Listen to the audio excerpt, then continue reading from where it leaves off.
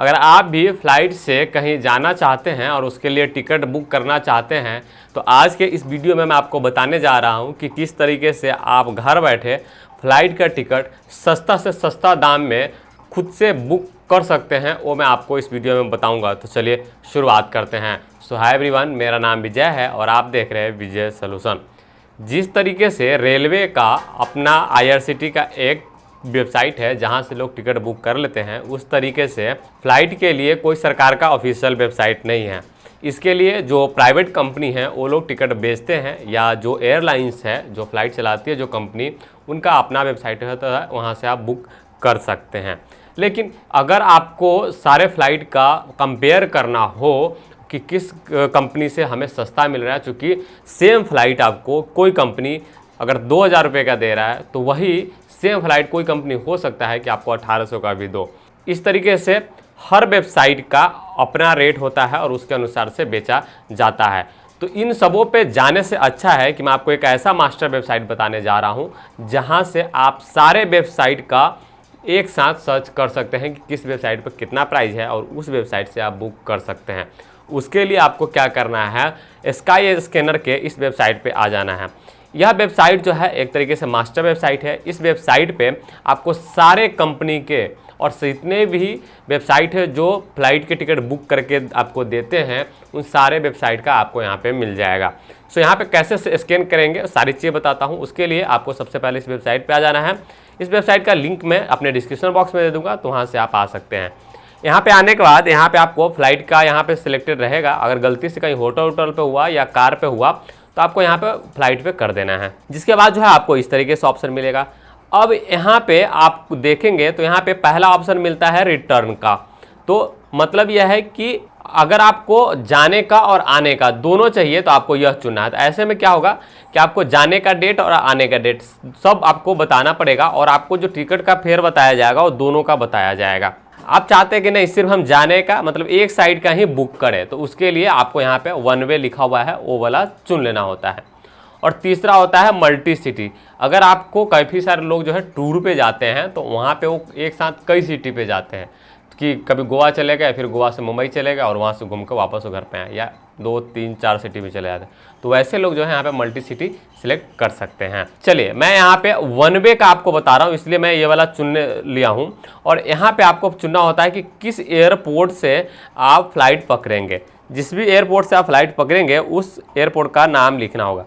जैसे मान लीजिए कि मुझे न्यू दिल्ली से पकड़ना है, तो मैं यहाँ पे न्यू दिल्ली यहाँ पे टाइप करूँगा तो यहाँ पे इस तरीके से आ जाएगा।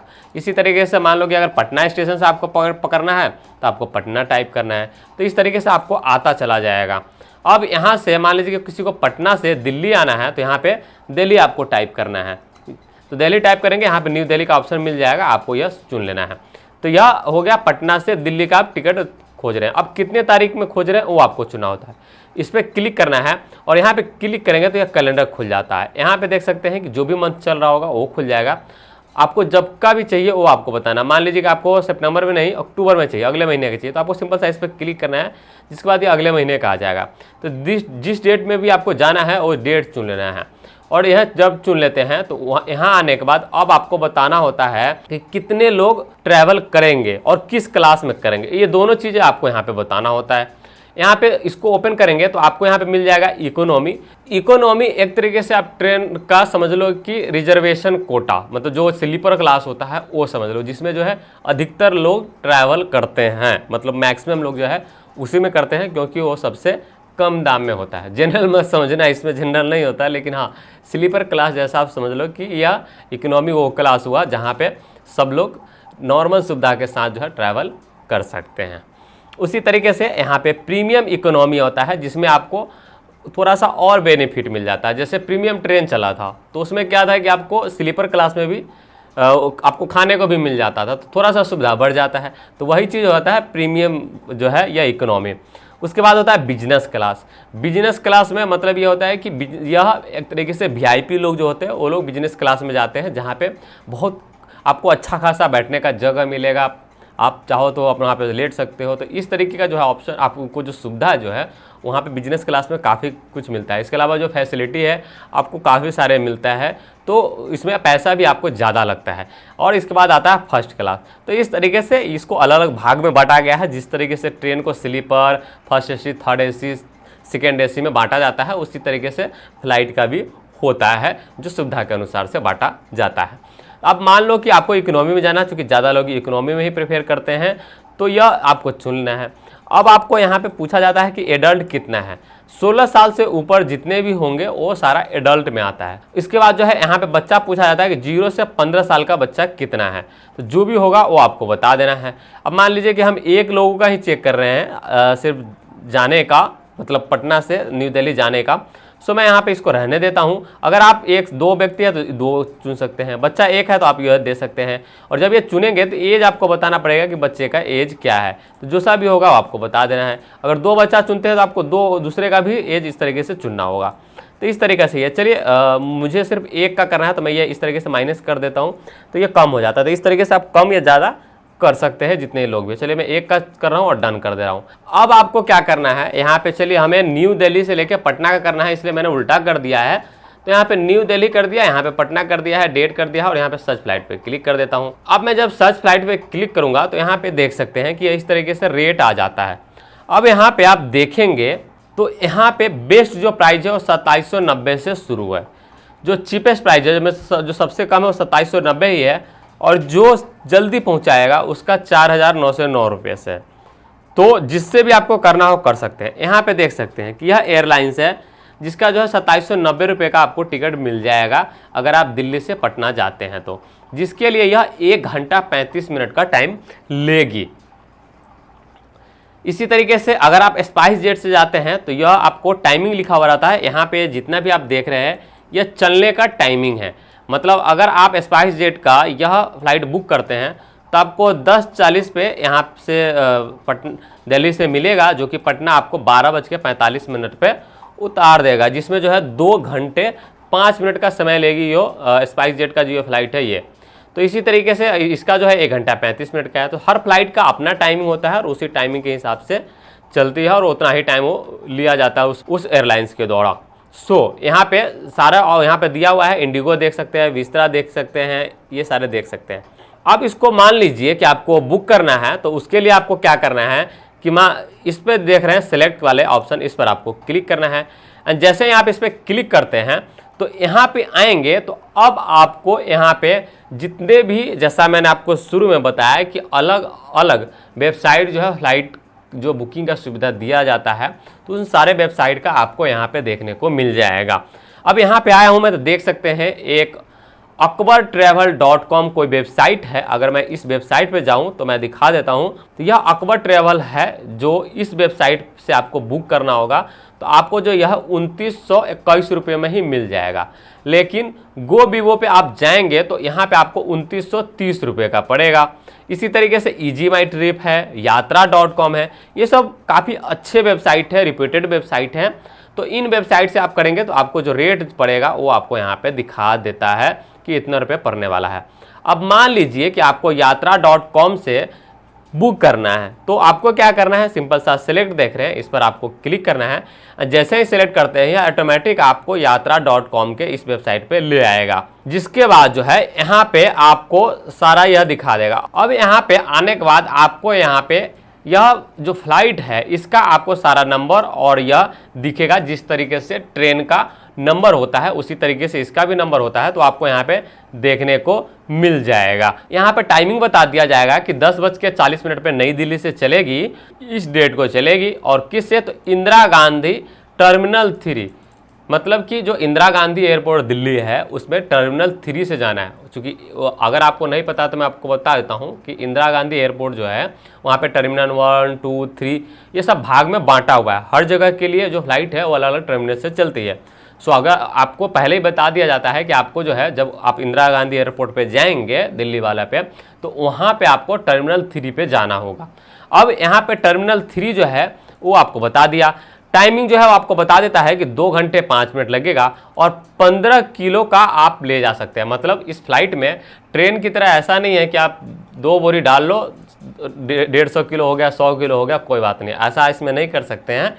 इसमें जो है आपको 15 किलो तक अगर आप सामान ले जाते हैं, जो हैंड बैग होता है या जो पीठ पे आप कर लेते हैं, जो है नॉर्मल बैग जो ऑफिस जाने के लिए लोग ज़्यादा प्रयोग करते हैं, तो ऐसे बैग में आप ले जा सकते हैं और उसका वजन जो है 15 किलो से ज़्यादा नहीं होना चाहिए। अगर 15 किलो से कम है तो आप आराम से ले जा सकते हैं और उसके लिए कोई भी एक्स्ट्रा चार्ज आपको देना नहीं पड़ेगा। लेकिन अगर आपको 15 किलो से ज़्यादा है तो आपको एयरपोर्ट पे उस सामान का ले जाने का पैसा देना पड़ेगा, और वो पैसा कम नहीं होता है, अच्छा खासा अमाउंट होता है। तो आप पहले ही सोच लेना कि जो आप सामान ले जा रहे हैं एयरपोर्ट पे, वो आपको ले करके जाएंगे तो उसका अच्छा खासा कॉस्ट आपको पे करना पड़ेगा। तो 15 किलो तक जाते हैं तो उसका कोई नहीं, लेकिन जो है 15 किलो से ऊपर टपा तो आपको या तो उसको बाहर फेंकना पड़ेगा या तो ले जाने के लिए अच्छा खासा कॉस्ट पे करना पड़ेगा। अब यहाँ पे ये बताया जाता है कि पटना जो है 12:45 में पहुँच जाएगी, जो कि डेट यहाँ पे है, और जयप्रकाश नारायण टर्मिनल 1 एयरपोर्ट है पटना में, वहाँ पे आपको यह उतारा जाएगा, यहाँ पे बता दिया जाता है। तो यह सारा डिटेल होता है आपके फ्लाइट का। एक चीज़ और आप ऊपर में देखेंगे तो यहाँ पे लिखा हुआ पेड मील, मतलब यह है कि आपने उस फ्लाइट में कुछ भी खाया तो उसके लिए आपको पैसा खुद अपने जेब से देना होगा, इसमें इंक्लूड नहीं है। जिसमें इंक्लूड होता है उसमें लिखा हुआ होता है फूड इंक्लूड, इसमें नहीं है, इसलिए यहाँ पे बिल्कुल लिखा हुआ है कि पेड मील, मतलब आपको कुछ भी उसमें पानी पीते, खाना खाते, कुछ भी करते उसके लिए आपको पैसा देना पड़ेगा। चलिए नीचे आते हैं, यहाँ पे आपको डिटेल भरने के लिए कहा जाएगा, तो जो आपका ईमेल आईडी है वो आपको यहाँ पे देना होगा। चलिए मैं एक ईमेल आईडी ऐसे ही आपके जानकारी के लिए दे दे रहा हूँ। आप लोग को भी ईमेल आईडी ज़रूर देना है, क्योंकि ईमेल पे ही सारा टिकट जाता है। और यहाँ पे आपको अपना मोबाइल नंबर दे देना होता है, जो मोबाइल नंबर आपका होता है। और यह करने के बाद आपको यहाँ पे बता देना है कि कौन व्यक्ति जा रहा है। अब मान लीजिए कि मैं जा रहा हूँ, तो मैंने अपना नाम विजय पहला नाम यहाँ पे लिख दिया है और लास्ट नाम यहाँ पे लिख दे रहा हूँ। जितने लोग होंगे उसका आपको यहाँ पे ये सारी चीज़ करना है, और मिस्टर या मिसेज जो भी होगा वो भी चुन लेना है। तो इस तरीके से यह डिटेल हो गया कि इतने लोग जा रहे हैं। अब यहाँ पे एक ऑप्शन देख सकते हैं कि एड ऑन दिया हुआ है, जो 10 रुपये आपको लगा है, वो चाहे तो आप यहाँ से हटा सकते हैं। जब ये हटाएंगे तो यह आपका रेट कम वो 10 रुपये हो जाएगा, जो शुरू में दिखाया गया है उससे वो जो है 10 रुपये जो लगा था, जो शुरू में दिखा रहा था, वो हट जाता है। तो यह एक तरीके से चैरिटी है जो कि इस वेबसाइट के द्वारा किया जा रहा है। ये आपके ऊपर डिपेंड करता है कि आप देना चाहते हैं या नहीं। वो देने के बाद यहाँ पे प्रोसीड टू पेमेंट पे क्लिक करना है, एंड जैसे ही आप प्रोसीड टू पेमेंट पे क्लिक करते हैं, यह कुछ इस तरीके से पेमेंट के लिए आ जाता है। यहाँ पे आपको UPI, credit card, debit card, net banking, काफ़ी सारे ऑप्शन मिल जाता है। गूगल पे, फ़ोन पे, अमेजोन पे, बहुत सारे ऑप्शन मिलता है, किसी से भी आप पेमेंट कर सकते हैं। मान लीजिए कि अगर आप क्रेडिट कार्ड से कर रहे हैं या ATM कार्ड से कर रहे हैं तो यह चुन लेना है। यहाँ पे आपको अपना कार्ड नंबर देना है, यहाँ पे आपको अपना नाम देना है, जिसका भी आप कार्ड इस्तेमाल कर रहे हैं उसका नाम देना है। कोई ज़रूरत नहीं है कि आप अपना ही कार्ड यूज़ करें, किसी का भी यहाँ पे कर सकते हैं, कोई दिक्कत नहीं है। यहाँ पे एक्सपायरिंग मंथ चुन लेना होता है, यहाँ पे एक्सपायरिंग ईयर चुन लेना होता है, और यहाँ पे CVV कोड पीछे देख करके और इस पे देख रहे हैं, इस पर क्लिक कर देना होता है। जब पे क्लिक करते हैं तो एक OTP आपके उस मोबाइल पे जाता है जो बैंक में रजिस्टर होता है, मतलब जिस बैंक का आप कार्ड इस्तेमाल कर रहे हैं उस बैंक अकाउंट में जो आपका अकाउंट जो मोबाइल नंबर लिंक है उस पर एक OTP जाता है। OTP आपको यहाँ पे देना होता है, और उसके बाद आपका टिकट बुक हो जाता है। जब आप टिकट बुक कर लेते हैं तो कुछ इस तरीके से, जैसा आप देख सकते हैं कि हमारे ईमेल पे आया हुआ है, मेक माई ट्रिप से हमने बुक किया था, तो उसका आप यहाँ पे देख सकते हैं, और यहाँ पे इस तरीके से सारा टिकट आ जाता है। यहाँ पे नीचे आएंगे तो आपको यह PDF के रूप में इस तरीके से टिकट मिल जाता है। तो इसको भी प्रिंट करके आप एयरपोर्ट पे जा सकते हैं। एयरपोर्ट पे जाने के बाद जिस तरीके से ट्रेन के लिए आप सीधा टिकट लेते हैं और ट्रेन में चढ़ जाते हैं, इस तरीके से फ़्लाइट में नहीं होता है। इसके लिए आपको कुछ प्रोसेस होता है जो फॉलो करना होता है। वो कैसे करते हैं मैं अपने अगले वीडियो में डिटेल में बताऊंगा कि किस तरीके से जब आप टिकट बुक कर लेते हैं तो फ़्लाइट में जा कर के जा सकते हैं और क्या प्रोसेस आपको फॉलो करना है। तो यह जो आपको टिकट पहले मिलता है, तो जिस कंपनी से यात्रा से मैंने आपको करना बताया, तो यात्रा से आपको ऐसा टिकट मिल जाएगा। इसके अलावा जिस एयरलाइन से बुक होगा उस एयरलाइंस की ओर से भी इस तरीके से टिकट मिलता है। जैसे मैंने स्पाइस जेट से करा था तो यह स्पाइस जेट का मेरा इस तरीके से आया हुआ है। तो यह दोनों ओर से आपको टिकट मिलता है। कहीं का भी आप टिकट प्रिंट करके एयरपोर्ट पर जा सकते हैं, कोई भी आपको मना नहीं करेगा और आप जा सकते हैं। तो इस वीडियो में फ़िलहाल इतना ही। जैसा मैंने आपको बताया कि कैसे जाते हैं वहाँ पे, कैसे सारा प्रोसेस फॉलो होता है, जो जिस तरीके से रेलवे से होता है उस तरीके का नहीं होता है, तो मैं अपने अगले वीडियो में बताऊंगा। आई होप आपको सारी चीज़ समझ में आ गया होगा। अगर कोई कन्फ्यूजन है तो आप हमसे कमेंट करके पूछ सकते हैं, मैं जल्द से जल्द जवाब देने की कोशिश करूँगा। बहुत बहुत धन्यवाद।